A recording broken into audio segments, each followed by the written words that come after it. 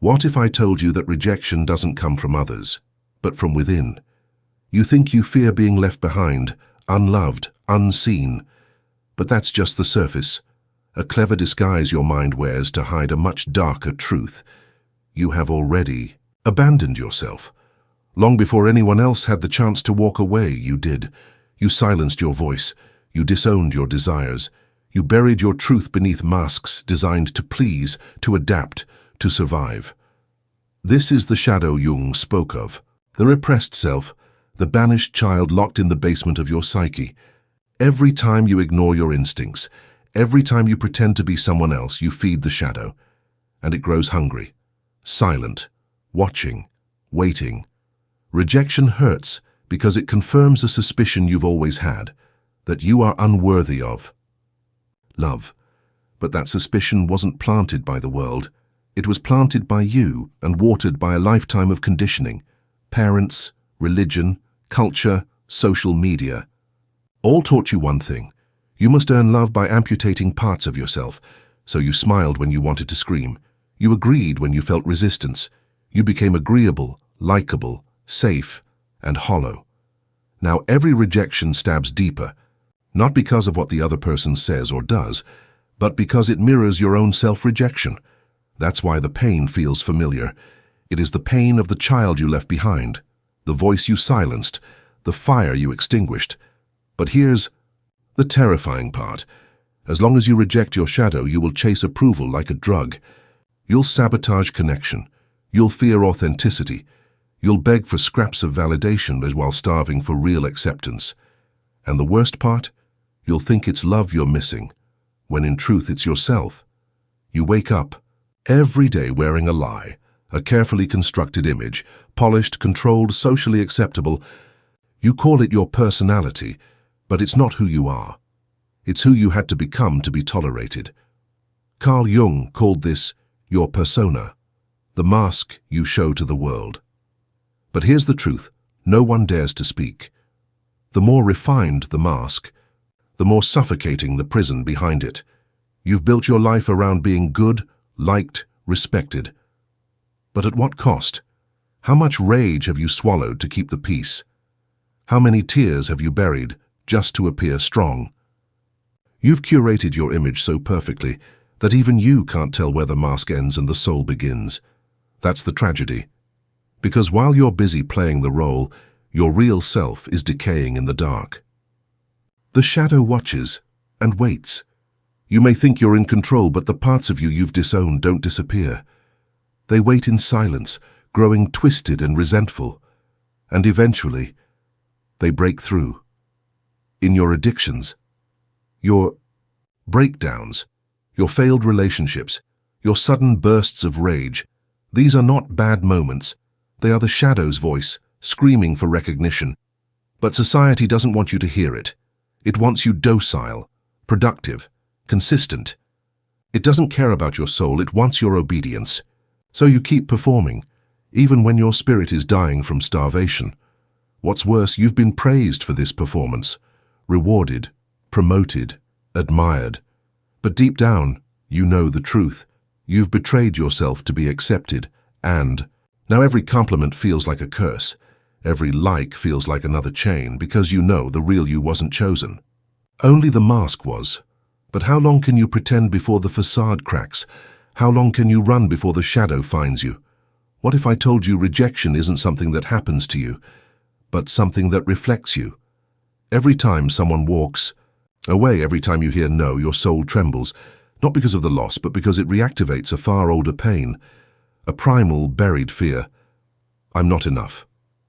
You were told early, maybe even silently, that your essence was too much or not enough. Too loud, too sensitive, too needy, too weird. So you split. You began cutting off pieces of yourself, first to fit in, then to be safe, then to be loved. And the more you amputated, the more applause you received. But the applause never healed you, because deep down your shadow kept whispering, "This isn't me."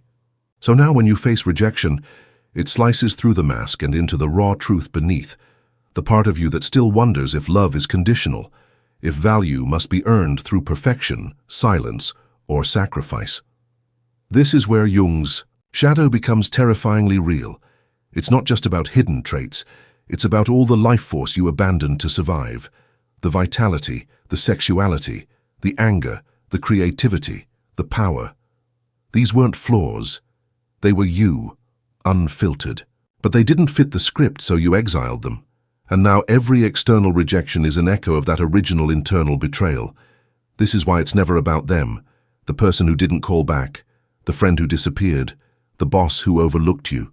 They are only actors, playing out scenes you wrote long ago, scenes that reaffirm your belief in your own unworthiness. But what if you're not unworthy? What if you've just forgotten how to be whole until you look into the mirror of rejection and see your own reflection staring back? You'll remain a prisoner of your past and fearing rejection, not realizing that it's the gateway to reintegration. The wound is not the enemy. The lie you believe about the wound is, are you ready to break the mirror? You say you want to be seen, held, loved, but when someone gets too close, you flinch, you shut down, you sabotage. Why? Because, deep inside, a voice whispers, if they see the real me, they'll leave, and maybe they will. But that fear doesn't come from them. It was born long before they arrived. You don't fear love. You fear exposure. Because love demands nakedness, not of the body, but of the soul.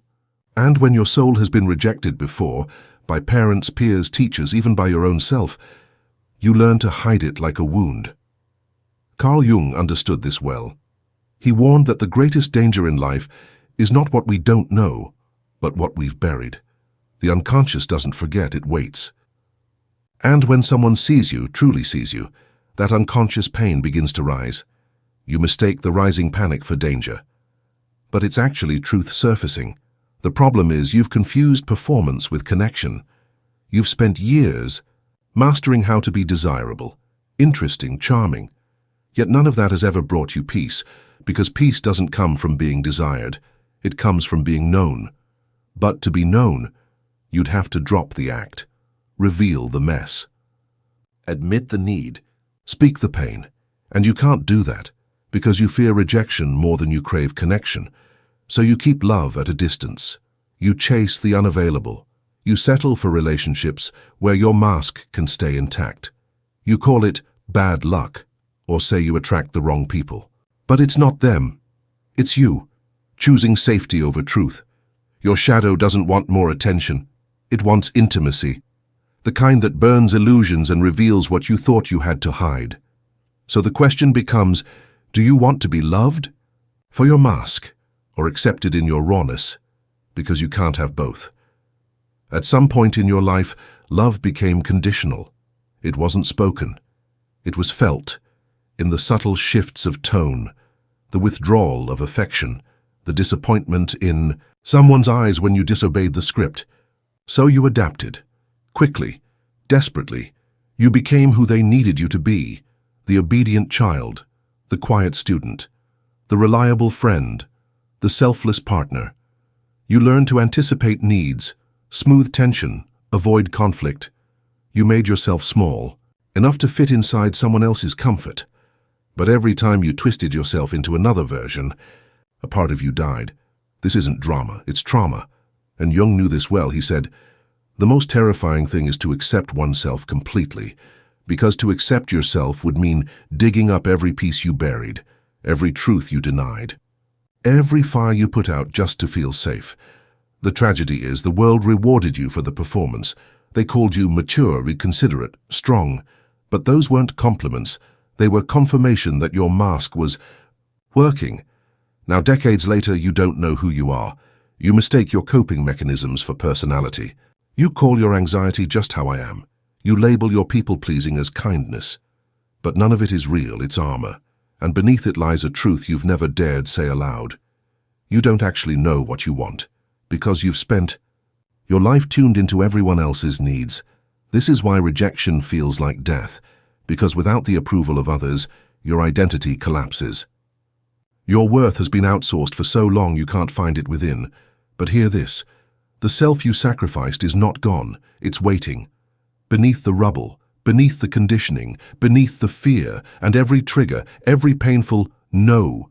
Every failed relationship is not punishment, It's an invitation to stop being who they needed and finally become who you are. You say you're independent, strong, self-made, but secretly you crave one thing more than anything else: to be chosen, not just loved, chosen, picked, preferred, prioritized, desired in a way that makes you feel real. You scroll through messages waiting for replies that never come. You replay conversations looking for signs of approval. You lose sleep over a silence that cuts deeper than a scream. And when someone finally chooses you, you feel momentarily alive, only to sink back into fear, waiting for them to leave. But here's the brutal truth. The hunger to be chosen is a symptom of a deeper disease, the belief that you are incomplete without external validation. Carl Jung warned us that what we seek externally is often a projection of our internal voids. You chase their attention because you've abandoned your own. You beg to be seen because you've refused to look at yourself. You want someone to love your shadow because you are still terrified of it. This is why you mistake intensity for intimacy, drama for depth, obsession for love. You call it passion, but it's really panic, the panic of a child still waiting for someone to come back and say, "You were always enough." But no one's coming, and maybe that's your liberation, because the moment you realize that the love you've begged for must come from within, you break the spell. You take back your power. You stop auditioning. You stop shape-shifting. You stop sacrificing your truth to win temporary affection. You stop needing to be chosen because you've already chosen yourself. That's the revolution. That's the beginning of wholeness. But be warned, the moment you choose yourself, you will lose people who only loved your mask. Let them go. You call it compromise, understanding, maturity. But let's be honest, what you often call keeping. The peace is really self-abandonment. You stay silent when your soul is screaming. You agree when every cell in your body resists. You smile to avoid conflict, nod to avoid tension, shrink to avoid being too much. But what is the cost of this false peace? Carl Jung knew that anything repressed becomes dangerous. When you betray your truth to avoid discomfort, the shadow doesn't disappear. It festers, it waits, it turns into quiet rage, into unexplained anxiety, into numbness that no success or relationship can fill. You weren't born to be agreeable, you were born to be whole, but wholeness requires truth. And truth is messy. Truth offends, truth disrupts, truth exposes. That's why you avoid it. Not because you're weak, but because you were trained to believe that being liked is safer than being real. You learned early that honesty comes with punishment, that saying no makes you difficult, that expressing needs makes you needy. So you adapted. You mastered the art of emotional camouflage, but now you wonder why you feel unseen, unloved. Hollow, here's why. Because you've built your identity around being palatable, not authentic. You crave deep connection, yet you're terrified of what that would require. Vulnerability, boundaries, disagreement, emotional exposure. You call this fear being polite. But the truth is, you're scared to take up space. And so you keep peace on the outside while waging war within. You don't need more affirmations. You don't need more people to like you. You need to stop abandoning yourself in rooms where your truth isn't welcome. Because peace bought through self-betrayal is not peace, it's imprisonment. And one day your shadow will rise to break the chains, with or without your permission. You say you're anxious, overwhelmed, tired, but have you ever questioned why? Anxiety isn't random. It's not a glitch in your system.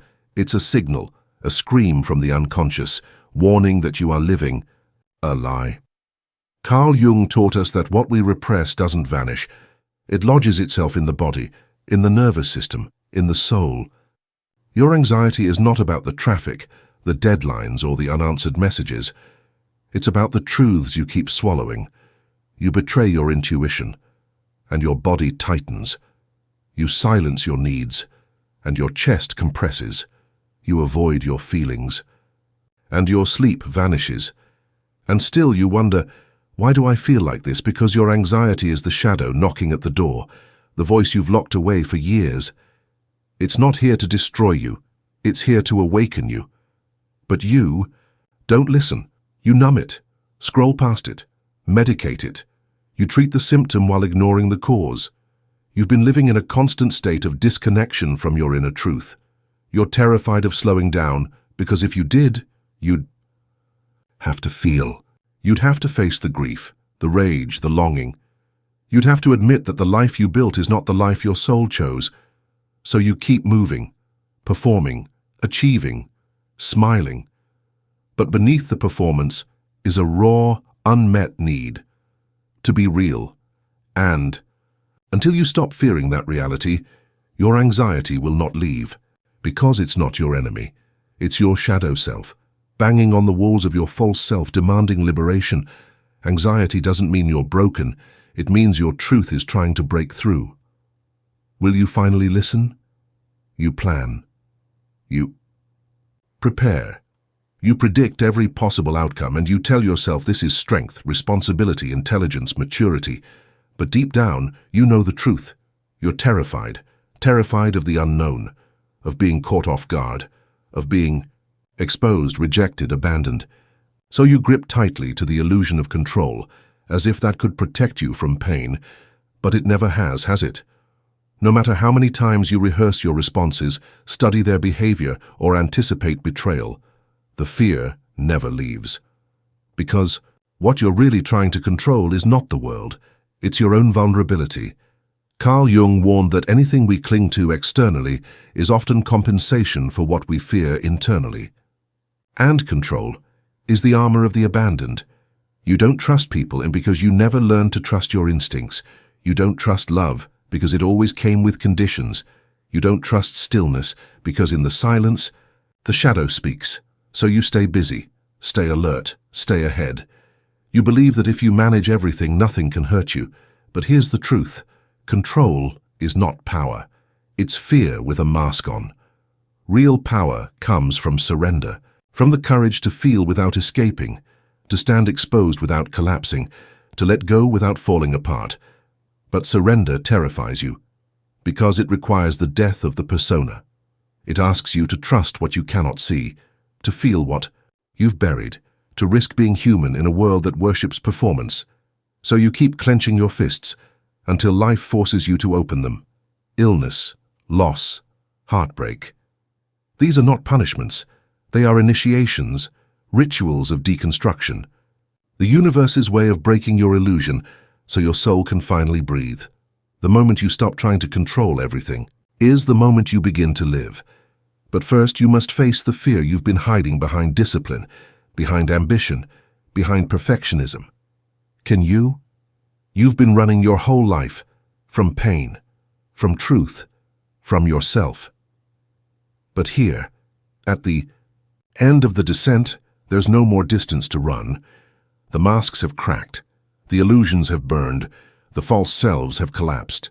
All that's left is you, naked, trembling, real. This is the threshold Jung called individuation, the sacred, terrifying process of becoming whole. It is not enlightenment. It is not bliss. It is the full confrontation with your shadow, your wounds, your rage, your longing, and your buried light. You thought healing meant becoming better, but true healing is not about improvement. It's about integration. All those parts of you that you disowned to survive, they're not demons.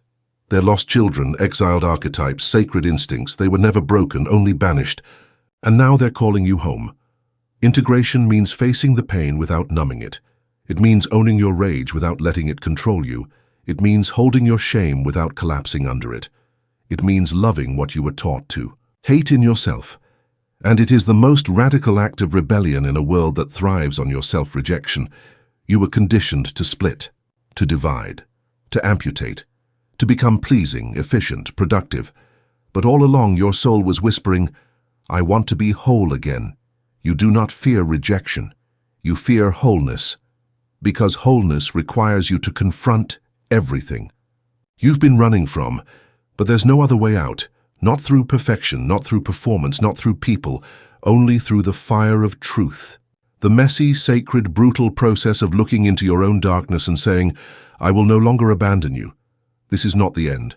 This is the beginning of self-trust, of embodiment, of radical presence, not the persona, not the projection. But can you feel it? The shadow is no longer your enemy, it's your ally, your teacher, your guide. And now, your integration has begun. The descent is over, the ascent is yours to claim.